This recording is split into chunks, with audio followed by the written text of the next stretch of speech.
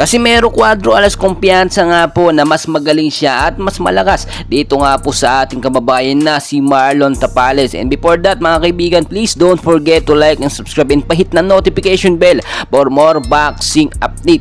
At dahil nga po talo sa undisputed fight ito si Marlon Tapales, ngayon po ay bunga nga ng bunga at nagyayabang etong angas ng Pinas na si Casimero Cuadro Alas. Yung panghahamon po ngayon ni Casimero Cuadro Alas ay napansin na ng kampo ni Naoya Inoue. At ayon na rin po sa ating mga latest source insider natin, no, ay talagang pumalag na or ikinangkasa na nga po itong sinasabi natin na big match up between Casimero Cuadro Alas at Naoya Inoue. Na-cancel na po or hindi na pumayag, no, nag-back out na ito nga pong si Luis Nery sa laban nga po or magiging laban o panghahamon nitong kampo ni Naoya Inoue. After po kasing matalo ni Marlon Tapales sa undisputed fight kontra kay Naoya Inoue, itong si Casimero Cuadro Alas ngayon ay ang tinding mang-asar at mangmaliit ng kapwa Pilipino na si Marlon Tapales. Sinasabi niya ginawang June up fight lang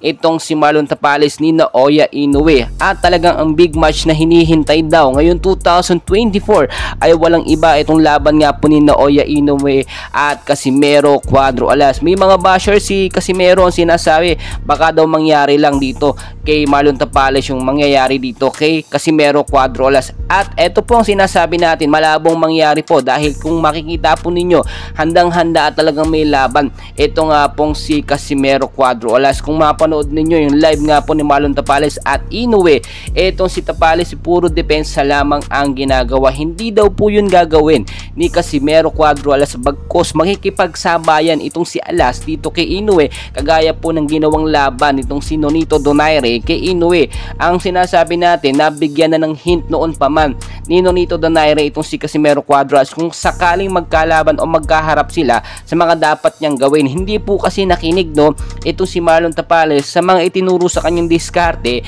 Ito nga po si Nonito Donaire na sabayan lamang ang suntok, huwag yung depensa ng depensa. The more na dedepensa talaga, no, ay mabubugbog o manghihina ang katawan.